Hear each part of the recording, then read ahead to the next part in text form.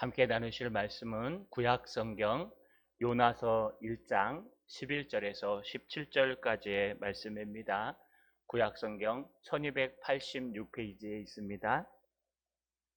요나서 1장 11절에서 17절까지의 말씀입니다. 구약성경 1286페이지에 있습니다. 우리 찾으셨으면 구약성경 1286페이지 요나서 1장 11절에서 17절까지의 말씀을 제가 한 절, 여러분이 한 절, 마지막 절은 같이 읽겠습니다.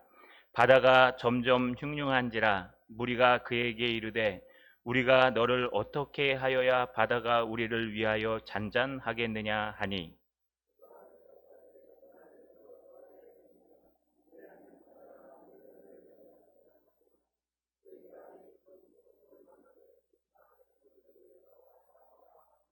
그러나 그 사람들이 힘써 노를 저어 배를 육지로 돌리고자 하다가 바다가 그들을 향하여 점점 더 흉흉함으로 능히 못한지라.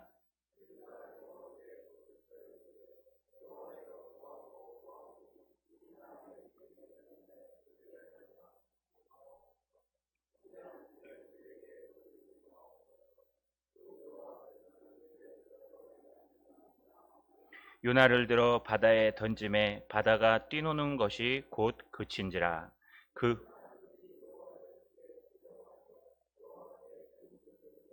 같이 읽겠습니다. 여호와께서 이미 큰 물고기를 예비하사 요나를 삼키게 하셨으므로 요나가 밤낮 3일을 물고기 뱃속에 있느니라.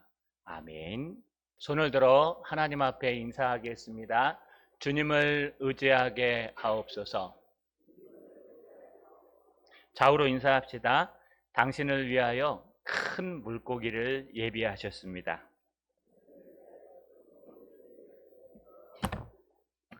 여러분, 이 원작은 아직 저도 못 읽어봤습니다. 저도 어린이 소설 또는 청소년을 위한 단편 소설 하면서 노인과 바다, 해밍웨이의 노인과 바다를 읽어봤는데 원작을 사서 읽은 적은 아직 한 번도 없습니다. 원작을 사서 읽으면 왠지 다른 책을 읽을 시간이 빼앗길 것 같아서 시간에 손해를 볼 것 같아서 거의 안 읽었는데 이번 휴가 때는 몇 가지 소설을 들고 가서 한번 읽어볼 생각입니다. 그래도 읽어놔야 나중에 되지 않겠습니까? 해밍웨이라는 이 유명한 소설가가 쓴 책 중에 하나가 노인과 바다입니다. 아마 읽어보신 분들도 계실 겁니다. 쿠바 연안에서 고기잡이를 하며 살다가 노인 이야기를 해밍웨이가 특별히 간결한 문체로 힘차게 쓴 작품입니다. 이 작품은요, 출간된 지 이듬해에 풀리처상을 받았고 그 후에는 노벨상 수상까지 될 정도로 아주 유명한 작품 중에 하나였습니다. 내용은 이렇습니다. 쿠바 연안에서 고기잡이를 하던 노인 산티아고라는 사람이 있었습니다. 84일 동안 아무 고기도 잡지 못했습니다. 그래서 그를 돕고 있던 어린 마놀린이라는 조력자도 부모님이 야, 그 할아버지한테 가서 일하지 마라. 그 노인네 이제 기가 세해가지고 더 이상 물고기를 못 잡는다. 그래서 어쩔 수 없이 이 산티아고는 85일째 되는 날 혼자서 노를 저어 고기를 잡으러 나갔습니다. 그런데 이 노인의 그물에 기가 막힌 고기가 한 마리 걸렸습니다. 여러분, 그 나라 언어로는요 산치어라고 새치어라고 얘기하는데 이 배보다 더 큰 물고기가 잡혀서 이 노인이요 이 큰 물고기와 사투를 하는 과정을 그린 것이 노인과 바다라는 소설의 내용입니다. 그 물고기의 숨을 끊고 이제 물고기를 배 옆에 올리지는 못하니까요 옆에 달아가지고 한국까지 돌아오는데 상어 떼와 다른 큰 물고기 떼가 와서 그 노인이 사투를 벌이면서 결국은 뼈만 앙상하게 남아서 항구로 들어오고 노인은 가서 푹 잔 후에 이 마눌린과 만나는 내용이 이 노인과 바다의 전반적인 줄거리입니다. 이 책 속에서 이 노인이요 풍랑에 대해서 정의를 합니다. 풍랑에 대해서 네 가지를 정의하는데 인생의 풍랑에는 네 가지가 있다. 첫 번째는 자연이 주는 대자연이 주는 풍랑이 있다. 화산 폭발, 지진, 홍수, 파도. 두 번째는 질병으로 인한 풍랑이 있다. 몸에 병이 걸려서 낫지 못하는 풍랑. 세 번째는 사람을 통해서 오는 풍랑이 있다. 사람들을 잘못 만나면 많이 힘드시지 않습니까? 또 이상한 관계가 엮여지면 좋은 사람도 힘들 때가 있습니다. 바로 이런 인생에 있어 사람을 통해 오는 풍랑이 있습니다. 네 번째가 고독한 풍랑. 자신 스스로가 고독을 이기며 쌓아나가는 풍랑이 있다. 그래서 여러분, 이 네 가지가 해밍웨이에 등장하는 노인이 바다에서 혼자 사투를 하며 여러분 쓴 그 말한 내용 중에 나오는 그런 인생의 풍랑입니다. 우리 인생에는요, 이런 네 가지 풍랑이 있습니다. 이 모든 풍랑은 하나님이 허락하셔야 가능한 거라고 우리는 성경에서 배웠습니다. 저는 여름을 맞이해서요, 사도행전 우리가 27장을 나누면서 유라굴로 광풍을 만난 사도 바울이 이제 배를 딛는 순간 얘기하면서, 우리가 전에 요나서를 나누면서요, 이 유라굴로 광풍을 사도 바울이 만나기 전에 800년 전에 만났던 사람이 바로 요나입니다. 물론 사도 바울과 양상은 다릅니다. 그래서 이번 여름 8월 달중 가운데 시간이 되는 대로 요나서를 통해서 과연 사도 바울이 겪어낸 풍랑, 이 미친 바람, 광풍을 요나는 어떻게 이겨냈을까? 하나님은 왜 이런 광풍을 보내셨는가? 한번 우리 인생의 광풍을 해석해보고 또 인생의 광풍을 어떻게 이겨낼지 다시 한번 살펴보려고 합니다. 여러분, 오늘 말씀을 통해서 큰 물고기를 만나시는 저 여러분 되시기를 주님의 이름으로 간절히 축원합니다. 요나라는 사람이 있었습니다. 아미떼의 아들 요나였고요. 8세기 선지자이기 때문에 예수님이 탄생하기 800년 전에 나왔던 이스라엘의 선지자였습니다. 이 선지자는 요나, 비둘기란 뜻과 똑같이 될 수 있으면 하나님의 사람으로 인정된, 우리가 평화, 성령은 다 비둘기로 표현하지 않습니까? 그런 아미떼의 아들 요나였습니다. 그런데 문제가 하나 생겼습니다. 여러분, 어떤 문제일까요? 요나에게 너는 하나님께서 사명을 주시는데 적국인 니느웨, 아시리아의 수도인 니느웨로 가서 거기서 하나님의 말씀을 증거하라는 겁니다. 그것도 회개하라는 말씀입니다. 그러니 이 요나는요, 하나님의 말씀을 순종하려면 내 것을 다 버려야 됩니다. 첫 번째, 적국이기 때문에 가서 잘못 떠들다가는 그냥 한 칼에 죽습니다. 여러분, 아수르, 세계사에선 아시리아라고 표현하는데 거기에 수도가 니느웨이기 때문에 니느웨이에 가서 그렇게 한다? 그러면 뭐 죽은 목숨입니다. 아마 그것도 요나에게 걸렸을 겁니다. 또 요나가 니느웨는 이방인이고 적국의 수도인데 어떻게 하나님의 음성을 전해줄 수가 있습니까? 라고 하는 선민 사상 때문에 가기를 꺼려했을 겁니다. 그리고 요나가 안 간 것에 대해서요, 좀 여지를 주는 부분이 요나서 4장 1절에 보시면 요나가 매우 싫어하고 성내며 여호와께 기도하여 이르되 여호와여, 내가 고국에 있을 때에 이러하겠다고 말씀하시지 아니하셨나이까? 그러므로 내가 빨리 다시스로 도망하였사오니 주께서는 은혜로우시며 자비로우시며 노하기를 더디하시며 인애가 크시사 뜻을 돌이켜 재앙을 내리지 아니하시는 하나님인 줄을 내가 알았음이니이다. 요나가 도주하는 이유 중에 하나가, 또 하나는요, 하나님이 싫습니다. 하나님이 너무 사랑이 많으시고 자비하셔서 하나님의 자비하심에 지친 겁니다. 여러분, 그러지 않습니까? 그냥 하늘에서 벼락 한번 맞아줬으면 좋겠는 이 세상 사람들 있지 않습니까? 뭐 저 신천 땅들도 그렇고 여러분 주변에 신앙이 없는 아주 여러분을 괴롭히는 세상 사람들, 그냥 내일 운전하다가 그냥 저 다리에서 한번 날랐으면 좋겠다라는 생각이 막 들지 않습니까? 뭐 저런 인간이 살아있을까? 그런데 하나님은 절대로 그렇게 하지 않으십니다. 하나님은요, 참고 또 참고 또 참고 참으십니다. 어쩔 때는 하나님의 오래 참으심과 자비하심이 우리를 지치게 만듭니다. 정말 하나님 살아계신 거 맞을까? 정말 하나님 정말 살아계시는 건 맞을까? 하나님은 안 보고 계시, 눈이 없으신 거 아닐까? 지금 요나의 마음이 그렇습니다. 내가 그렇다 그러지 않았습니까? 내가 다시스로 도망간 이유가 바로 하나님의 이 자비하심 때문에 그렇습니다. 하나님의 선지자가 선포를 한번 딱 해버리면 아수르의 수도가 불바다가 돼가지고 통쾌하게 무너져서 요나가 복음을 전했더니 니느웨가 박살이 났더라라고 얘기해야 되는데, 하나님은 회개하는 그들을 보고 은혜로우시며 자비로우시며 노하기를 더디하시며 인애가 크신 하나님께서 뜻을 돌이켜 재앙을 내리지 아니하십니다. 요에서 말씀과 똑같습니다. 그러니 요나는 하나님의 사랑과 자비하심에 지쳐버린 겁니다. 요나는요, 하나님의 말씀에 따르지 않습니다. 요나는 내가 니느웨로 가는 것보다 사람들이 많은 다시스로 가서 그곳에서 복음을 전하는 게 훨씬 낫겠다. 그리고 욥바로 내려갔습니다. 근데 마침요, 그때 다시스로 가는 배가 있었습니다. 얼른 품삯을 주고 잡아타고 아무도 모르게 배 밑바닥으로 푹 내려가서요, 잠을 쿨쿨 자고 있습니다. 그러면 요나의 인생은 잘 풀리겠죠? 과연 그럴까요? 오늘 3절에 보니까 그러나 요나가 여호와의 얼굴을 피하려고 마침내 다시스로 가는 배를 만나는지라 여호와의 얼굴을 피하여 여호와께서 큰 바람을 바다 위에 내리심에 바다 가운데 큰 폭풍이 일어나 배가 거의 깨지게 된지라. 여러분, 이 바다가 어딜까요? 바다는요, 우리가 계속 사도행전에 나누고 있는 지중해입니다. 그러면 이 큰 바람은 뭘까요?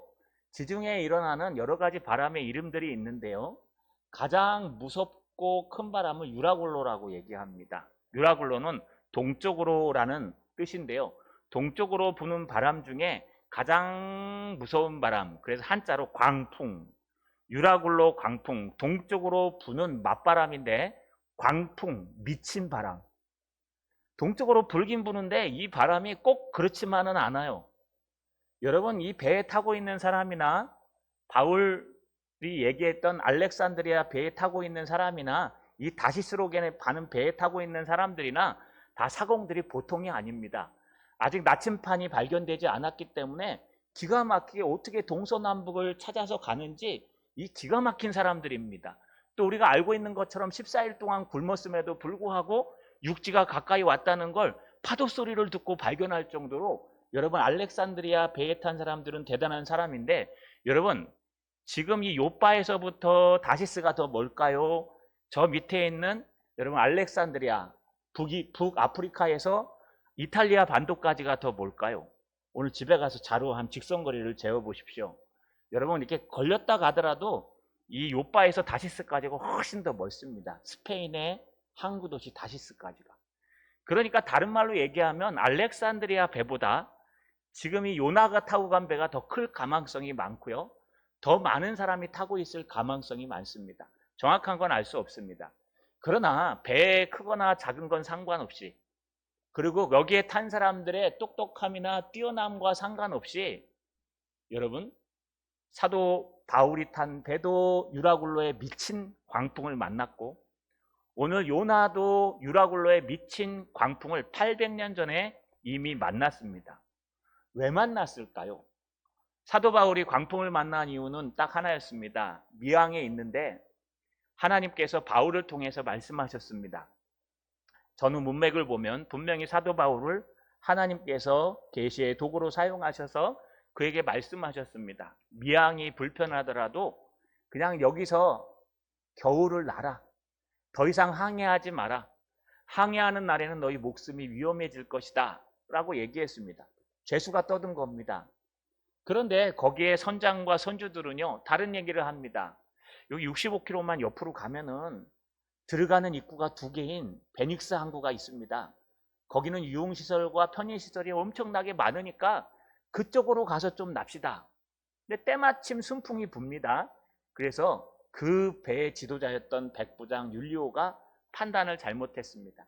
우리 65km니까 배가 좀 느리게 가든 빠르게 가든 하루에 100km 정도 가니까 반나절만 가면 된다. 얼른 가서 돛을 내리자. 그런데 출발하자마자 그 메들리의 섬 가운데서 바람이 불어서 유라굴로 광풍을 만나서 14일 동안 죽을 똥살똥 살아가는 거 여러분 우리가 배우고 있죠. 요나의 말씀도 똑같습니다. 바울이 탄 알렉산드리아 배가 광풍을 만난 이유는 하나님의 말씀을 무시했기 때문에 그렇습니다. 율리오가 바울의 말보다 선장과 선주의 말을 더 들으니라, 믿으니라. 여러분, 하나님의 말씀이 있고 세상에 진리가 있을 때 우리는 서로 상충하는 것이 없을 수 있지만 가끔 부딪힙니다. 그럴 때마다 우리는 하나님의 말씀을 선택해야 됩니다. 그러면 여러분 앞에 안 보이더라도 하나님이 지켜주십니다. 그런데 우리가 인간을 선택하고 사람의 방법을 선택하면 거기에는 광풍이 기다릴 수밖에 없습니다. 그게 사도 바울이 만난 광풍이었습니다. 오늘 요나가 광풍을 만난 것은요, 여러분 계속 제가 생략해서 쓴 내용에 보면 여호와의 얼굴을 피하여, 여호와의 얼굴을 피하여, 여호와의 얼굴을 피하여. 하나님은 분명히 요나가 이해할 수 없는 사명을 주셨습니다. 너는 니느웨에서 가서 말씀을 전해. 좋은 말도 아닙니다. 회개하라고. 죽을 수도 있고 선민 사상이 있을 수도 있고 또 하나님의 자비하심 때문에 지칠 수도 있습니다. 그럼에도 불구하고 하나님이 주신 사명은 감당해야 되는데 요나는 감당하지 않습니다. 도망하고 또 도망하고 도망합니다. 이럴 때 하나님이 요나에게 광풍, 미친 바람을 보내서 요나를 훈련하시는 것을 우리가 볼 수 있습니다. 여러분, 하나님의 말씀을 피하고 도망하면 광풍을 만납니다. 하나님이 주신 사명을 피하고 도주하면 광풍을 만나게 되어 있습니다. 지금 이런 상태에서요, 여러분 이제 광풍을 이기기 위해서 여기 타고 있는 선원들이 엄청나게 노력을 합니다. 될 수 있으면 이 광풍 속에서 이겨내기 위해서요, 점점점 흉흉한 바다에서 사람들은 기도하기 시작합니다. 앞에 보시면요, 각각 자기에게 믿는 신에게 기도했다고 성경은 기록할 정도로 그들은 기도하고 또 기도합니다. 그래도 광풍은 멈추지 않습니다. 그래서 거기 탄 사람들이 모두 모여서 제비뽑기를 합니다. 그런데 하필이면 정확하게 요나가 뽑힙니다. 네가 왜 이런 일이 생겼는지 우리에게 얘기하라. 그러니까 자기는 살아계신 하나님을 믿는 선지자인데 이러이러해서 이런 일이 생겼습니다 라고 얘기하니까 여러분 거기 있는 사람들이 왜 네가 그런 행동을 했느냐 라고 야단치면서 끝났습니다. 그런데 그렇게 발견함에도 불구하고 광풍은 계속됩니다. 11절에 보니까 바다가 점점 흉흉한지라. 여러분 여기 점점 흉흉하다라는 단어가 사르라는 히브리어를 쓰는데요. 이게 히브리어에서 분사형을 씁니다. 분사라는 건 계속 진행되는 겁니다. 이게 이제 바다가요, 어느 정도 요나를 찾았고 제비뽑기를 해서 요나를 뽑았으니까 하나님께서 풍랑이 좀 살짝 멈춰져도 될 만한데 여기 성경 해석 그대로 보니까 바다가 점점 더 흉흉해지는 겁니다. 배를 타보신 분들은 파도를 만나봤을 겁니다. 저는 예전에 부산에서 후쿠오카를 가는데요, 갔다 올 때 너무 높은데 이 롤러코스터를 한 5시간 타니까 죽겠더라고. 진짜 말 그대로 뛰어내리고 싶을 정도였습니다. 화장실 문을 잡고 오만 걸 다 토하고 기미테를 붙이고 해도 안 됩니다. 그런데 이게 처음에는 출발할 때는 섬이 있으니까 이렇게 가다가요, 바다 한가운데로 가니까 이게 완전히 무슨 5층까지 올라갔다 떨어지는 것 같아요. 붕 올라갔다가 쿵 떨어지고 붕 올라갔다가 쿵 떨어지고. 요걸 딱 5시간 한번 해보십시오. 롤러코스터를 5시간 타는 겁니다. 이거는요 감당이 안 됩니다. 그런데 처음에 이렇게 한 10m만 올라갔다 와도요 사람이 쿵 이럽니다. 그런데 쫙 올라갔다 내려오면요 참 사람이 참 그냥 온전한 정신이 아닌 것 같아요. 그 정도로 처음에 바다가요 잠잠하다가 갑자기 풍랑을 만나서 점점 커지는데 사공들이 어떻게 한번 이겨볼까 하는데 이게 점점 더 커지는 겁니다. 그러니 어떻게 하겠습니까? 도저히 여러분 감당할 수가 없어서 선원들이 지금 요나에게 묻는 겁니다. 뭐라고 묻습니까? 11절에 보니까 우리가 너를 어떻게 하여야 바다가 우리를 위하여 잔잔하겠느냐. 네가 너 때문에 그렇다고 얘기하고 제비 뽑아도 네가 걸렸는데 어떻게 하면 너의 하나님께서 진노를 멈추시고 이 풍랑을 잔잔하게 하시겠느냐. 여러분 간단하죠.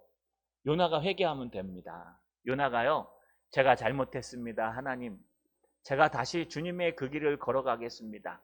니느웨로 가서 복음을 전하고 제가 주님의 뜻을 따라 살겠습니다. 라고 하면은 그 사명의 은혜에서 다 해결되는데 요나는 그렇게 얘기하지 않습니다. 여러분 요나의 고집이라는 책을 한번 보셨습니까? 요나가 얼마나 고집이 세냐 하면은요. 이게 나중에 뒤에 가서 회개 기도를 제가 나눌 텐데 거기에 보시면 요나를 바다에 던졌는데 이 계곡 깊숙이 들어가서 바닥까지 떨어져서 해초가 머리에 걸렸다고 얘기합니다. 그때까지 회개 안 합니다. 요나는 물고기 뱃속에 들어가서 3일째 되는 날 회개합니다. 그러니 여러분 이 보통 사람의 고집과 요나의 고집은 상대가 되지 않습니다. 우리도 그 정도는 안 할 거예요. 죽기 직전 가면은 아유, 하나님 잘못했습니다 이럴 텐데 요나는요 보통이 아니었습니다. 요나가 이렇게 얘기합니다. 12절에 보니까 나를 들어 바다에 던지라. 그리하면 바다가 너희를 위하여 잔잔하리라. 너희가 이 큰 폭풍을 만난 것이 나 때문인 줄 내가 아노라. 무슨 말일까요, 여러분? 나 죽여. 나를 들어서 그냥 바다에 던지면 돼. 그러면 이 폭풍이 잔잔해질 거야. 왠 줄 알아? 이 폭풍은 나 때문에 생긴 거야. 하나님께서 니느웨로 가서 복음을 전하라고 사명을 주셨는데 나는 그거보다 그냥 장소만 바꿔서 니느웨보다 다시스가 사람이 더 많고 당시에 다시스는 더 큰 도시니까 나는 이 쬐깐한 니느웨보다는 저 큰 다시스에 가서 복음을 전하겠으면 방향만 바꾼 건데 하나님은 풍랑을 주시고 하나님은 거기에 이런 역경을 주셨기 때문에 나 하나 죽으면 끝나요. 나 죽여주세요. 나 그냥 바다에 던져버리면 끝납니다. 이 모든 원인은 납니다. 라고 여러분 이야기하는 요나의 모습을 볼 수 있습니다. 사실입니다. 요나 때문에 이 풍랑이 일어났기 때문에 요나만 해결하면 끝납니다. 요나가 이렇게 얘기한 또 하나의 이유는요. 나 때문에 당신들이 고생할 필요는 없습니다. 라고 하는 내용도 여러분 원문에 포함되어 있습니다. 그러니까 요나는 여전히 의로운 마음이 있습니다. 고집도 있지만 의로움도 있습니다. 이런 풍랑은 나 때문에 생긴 거니까 나만 바다에 던지면 끝납니다. 당신들이 이렇게 고생할 필요 없어요. 나를 들어서 바다에 던져주십시오. 그러면 잔잔해질 겁니다. 이 사람들이 던졌을까요? 아니 성경에 보니까 그럼에도 불구하고 라는 표현이 등장합니다. 13절에 보니까 그러나 이건 원래 해석이 그럼에도 불구하고 이런 뜻이 맞습니다. 그럼에도 불구하고 그 사람들이 얼마나 사람을 사랑하고 휴머니즘이 강하냐 힘써 노를 저 배를 육지로 돌리고자 하다가 요나를 갖다 바다에 안 빠치기 위해서 생명 존중 사상 아닙니까? 절대로 어떻게 우리가 인간의 탈을 쓰고 사람을 갖다가 심청이처럼 인당수에 던져버릴 수가 있느냐. 또 하나님의 선지자라고 하는데 저 선지자를 던져버리면 우리가 무슨 벌을 받겠느냐. 그러니 우리 될 수 있으면 사람을 살려야 되니까 사람이 중요하니까 사람을 살리자. 그래서요 거기에 있는 평생을 뱃일을 하던 사공들과 모든 사람들이 힘써서 노를 저으면서요 땅으로 방향을 바꿔서 가려고 노력합니다. 그런데 이런 걸로 될까요? 여러분 하나님이 내리신 풍랑을 인간의 노력으로 이겨낼 수 있을까요? 하나님이 내려주신 모든 역경을 인간의 힘으로 돌파할 수 있을까요? 물론 해밍웨이가 아까 얘기한 것처럼 여러 가지 풍랑들이 있습니다. 대자연이 주는 풍랑, 또 질병의 풍랑, 사람을 통해서 인간관계에서 오는 풍랑, 자기 스스로와의 싸움인 고독한 풍랑. 세상에선 이런 모든 것들은 긍정적인 마인드를 가지고 잘 이겨낼 수 있다고 말합니다. 그러나 여기 하나 빠진 게 있습니다. 하나님이 주시는 풍랑. 하나님이 바울이 탄 알렉산드리아 배에 276명이 탄 배에 내렸던 유라굴로에 관한 풍랑은 하나님의 말씀보다 선장과 선주의 말을 더 믿었던 율리오 때문에 생긴 그런 풍랑이었습니다. 이기든가요? 첫째 날에는 짐을 다 버리고 둘째 날에는 여러분 모든 기구를 버리고 셋째 날에는 자기의 모든 기본적인 도구만 빼놓고 싹 다 버려도 그 풍랑은 아무것도 남기지 못합니다. 이들도 마찬가지입니다. 앞에 보시면요. 던져버리라는 단어가 앞에 한 번 더 나오는데 뭘 던졌냐 하면요. 자기의 짐들을 다 바다에 던졌습니다. 그래도 이 풍랑은 좀처럼 가라앉지 않습니다. 왜냐하면 이것은 하나님이 주신 풍랑이기 때문에 그렇습니다. 우리가 인생을 살아가면서 잘 분별해야 됩니다. 오늘 많은 사람들이 괜찮아, 너에게 그런 어려움이 닥쳐온 건 누구나 다 올 수 있는 거야 라고 쉽게 얘기합니다. 사람이 감기에 걸리는 것처럼 너도 그런 환난과 역경이 오는 것은 그냥 감기처럼 지나가는 거야, 그럴 수 있습니다. 해밍웨이가 얘기한 것처럼 자연의 재해, 모든 재해들이 우리에게 올 수 있어요. 그러나 이 모든 것을 주관하시는 분은 하나님이십니다. 여러분, 우리가 닥쳐있는 그 풍랑이 혹시 하나님의 말씀대로 살지 않음으로 말미암은 풍랑인지, 요나처럼 여호와의 낯을 피하여 도망가면서 생긴 풍랑인지 우리는 돌아보고 또 돌아봐야 됩니다. 우리 선배들이 참 지혜로웠던 것 같아요. 우리 선배들은요, 가정에 어려운 일이 생기거나 환난이 생기거나 또 여러분 문제가 인생에 생기면은 이불을 들고 여러분 저 유아실이나 교회에 와서 밤을 새며 기도했습니다. 저도 요즘 그건 잘 못하겠습니다. 그냥 시간을 정해놓고 뗄 때마다 와서 기도하죠.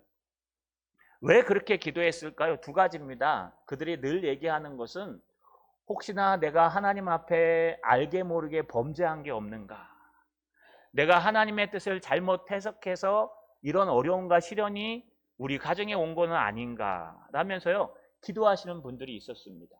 또 하나는요, 어디됐든 이 풍랑을 해결할 수 있는 분은 하나님밖에 없다. 그래서 하나님만 붙들고 기도하려고 때로는 기도원에 짐을 싸들고 올라가기도 하고, 때로는 여러분 유아실에 올라가기도 하고, 때로는 주님의 전에 나와 함께 기도하기도 했습니다. 이게 우리 선배들이 교회를 세운 원동력입니다. 여러분, 우리 너무 많이 담대해져 있습니다. 우리는 너무 많이 담대해져서 정말 하나님 앞에 하나님이 주신 풍랑인데도 불구하고 우리가 잘 해석해 버립니다. 아이 괜찮아, 그럴 수 있지 뭐, 하나님 이런 분 아니, 하나님 쫀쫀하신 분 아니다. 하나님은 은혜로우시고 자비로우시고 노하기를 더디하시고 인애가 크셔서 언제든지 우리를 용서하신다. 예수 믿고 구원받은 사람은 다 용서받잖아, 걱정하지 마. 아니요, 그 앞에는 안 읽어봐요. 너는 이제라도 금식하고 울며 애통하고 너의 하나님 여호와께 돌아올지어다 하셨나니, 너는 옷만 찢지 말고 마음을 찢고 전심으로 여호와께 돌아올지어다. 그리하면 은혜로우시며 자비로우시며 노하기를 더디하시며 인애가 크신 하나님께서 뜻을 돌이켜 재앙을 내리지 아니하시며 복을 내리사 소재와 전제를 드리게 아니하실지 누가 알겠느냐. 여러분, 우리가 먼저 하나님 앞에 간절히 기도하는 게 필요합니다.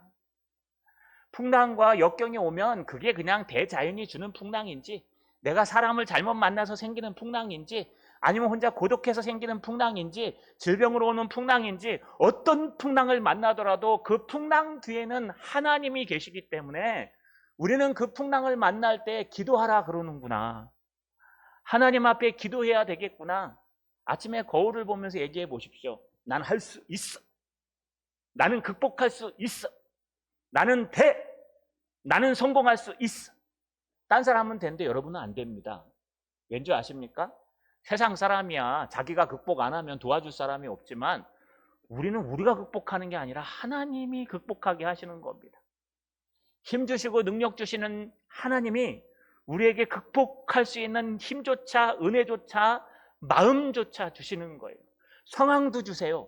여러분, 그렇기 때문에 우리는 큰 풍랑, 미친 바람, 인생의 광풍을 만나면요, 먼저 이 광풍이 하나님이 허락하신 광풍이라는 걸 알고 하나님 앞에 무릎 꿇어야 됩니다.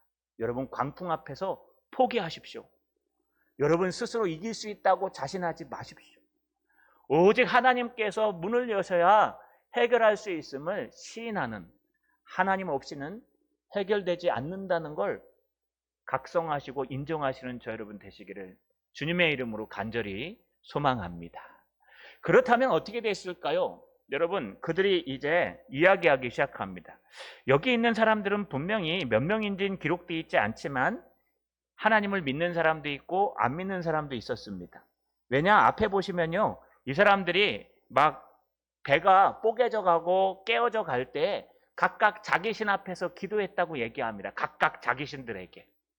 그러나 이들이 너무 광풍이 심해지고 요나의 말을 듣고 나서 말이 변하기 시작합니다. 여러분, 이렇게 돼 있습니다. 14절에 무리가 여호와께 부르짖어 이르되, 분명히 앞에서는 각각 자기의 신에게 부르짖었다 하는데 이제는 너무 심하고 흉흉해지니까요. 야, 이거는 우리 신에서 해결될 문제가 아니다.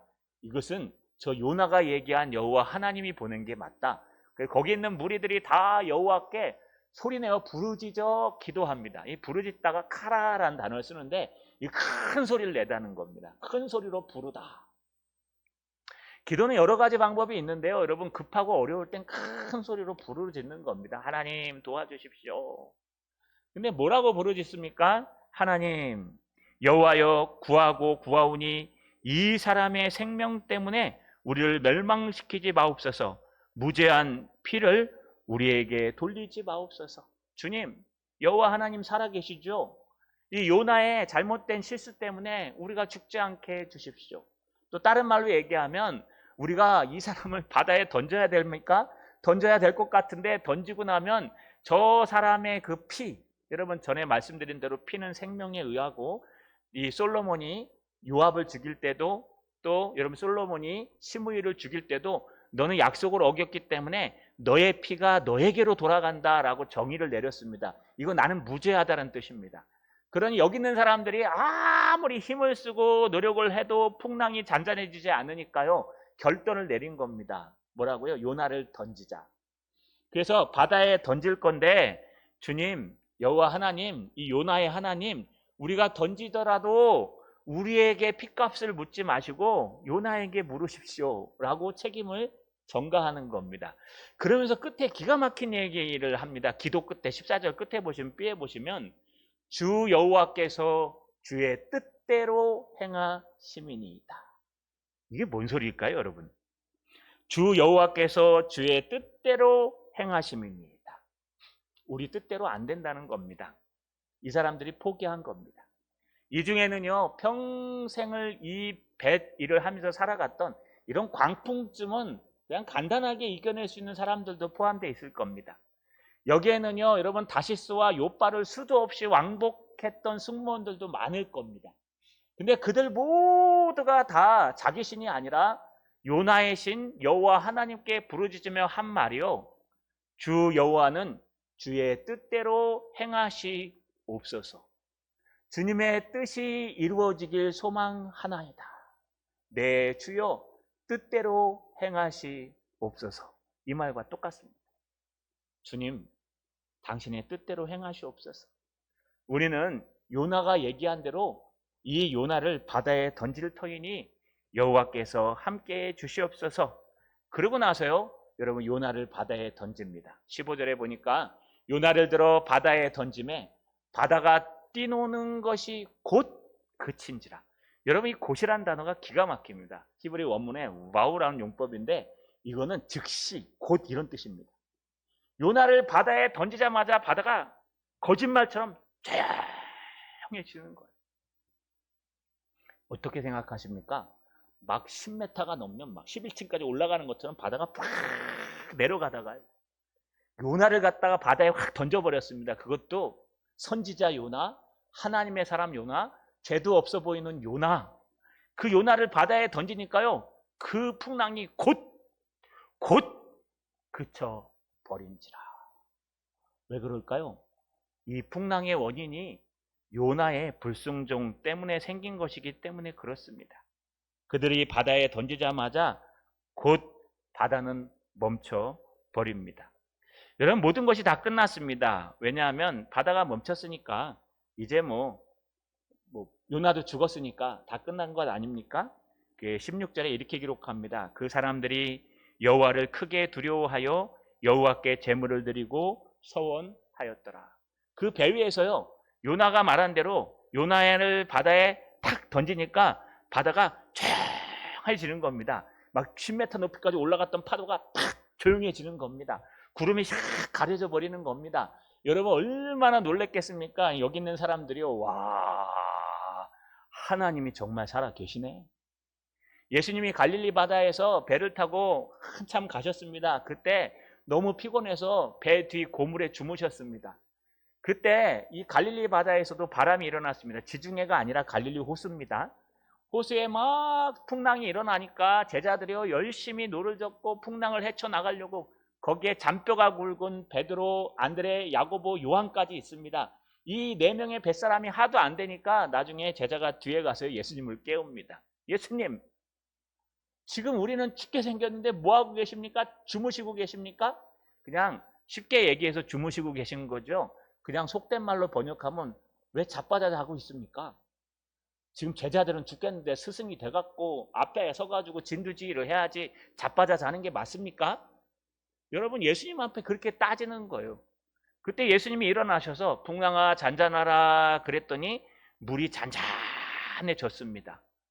거기 있는 사람들이 뭐라 그랬습니까? 이분이 과연 메시아가 맞구나 라고 인정했습니다. 똑같습니다. 지금 지중해 더 큰 바다에 미친 바람 광풍이 일어났는데 그 광풍 때문에 요나를 갖다 바다에 탁 던지자마자 광풍이 착 사라져 버립니다. 여러분 이게 원인인지는 정확하게 알 수 없지만 후대에 쓰인 그리스 로마 신화나 이런 헬라의 신화 문헌에 보면요, 바다의 신이 있습니다. 여기 바다의 신은 대부분 다 지중해 바다를 얘기합니다. 태평양이나 인도양이 아니고 대서양이나. 이 바다의 신은 어떻게 표현되어 있냐면요, 아주 무서운 신으로 표현되어 있습니다. 이 무서운 바다의 신 또는 물의 신 바카스나 이런 신들이요, 이 배를 타고 지나가는 사람이 있는데 그 배를 타고 지나가는 사람들 중에 못된 사람이나 악한 사람이 배에 타고 있으면 풍랑을 일으켜갖고 좌초시킨답니다. 그래서 이 배는 출발할 때마다 그 바다의 신에게 예물을 드리고, 심지어는 여러분 심청이 아시죠? 인당수의 몸을 버린 심청이처럼 여러분 인신공양, 그 배에 타고 있는 사람들을 제비 뽑았고 한 사람을 물에 빨아 죽인답니다. 이게 어디서 시작했을까요?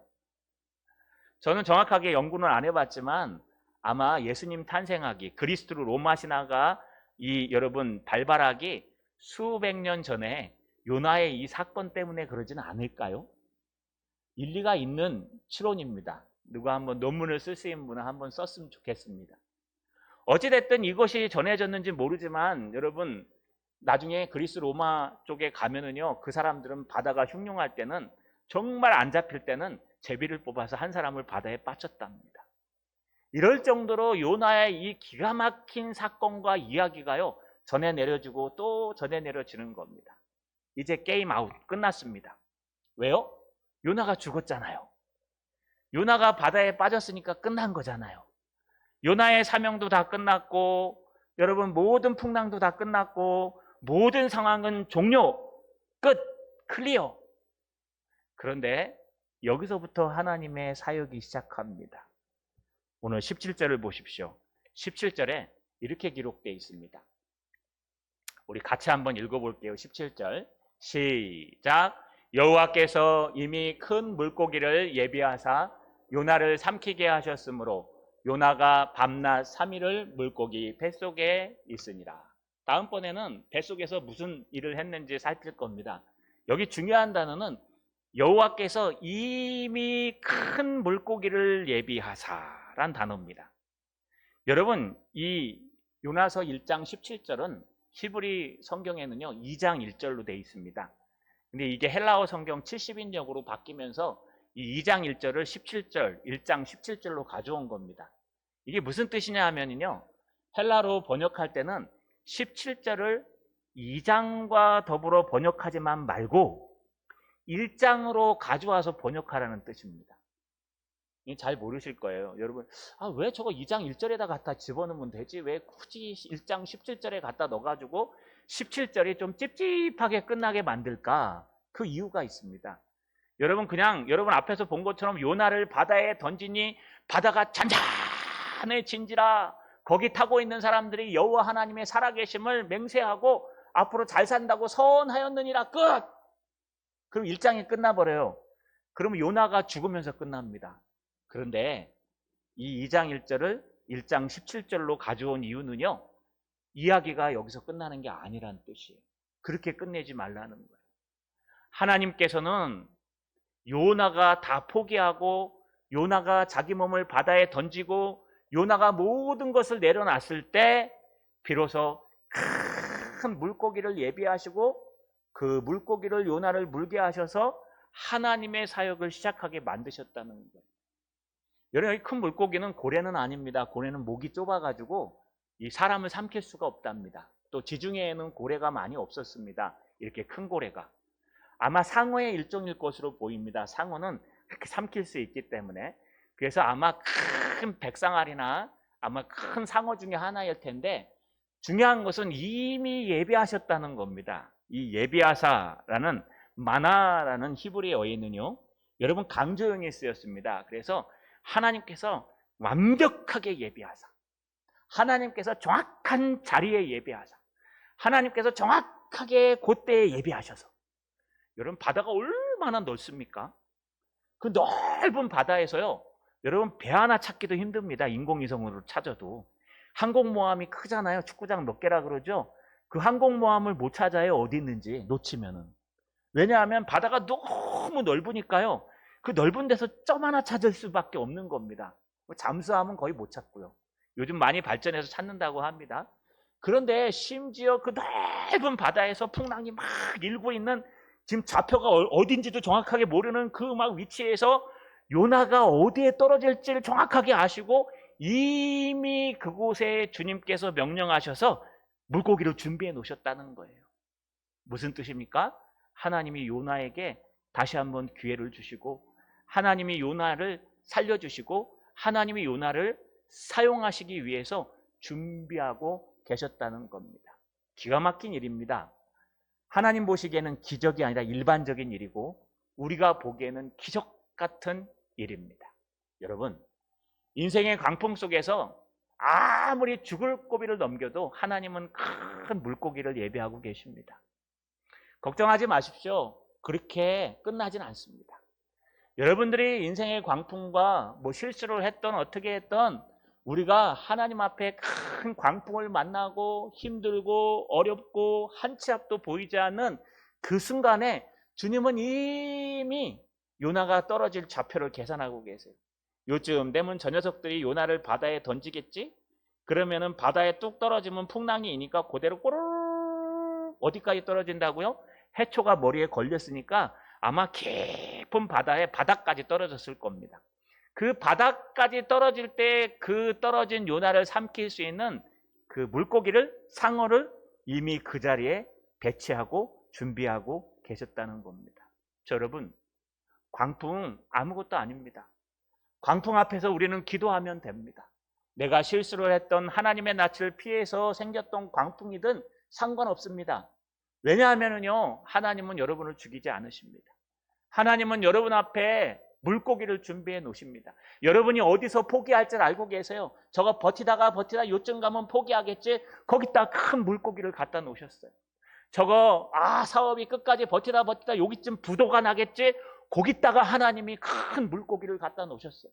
저거 인생을 참다 여기쯤 가면은 다 내려놓겠지? 거기다가 큰 물고기를 갖다 예비해 놓으신 겁니다. 왜요?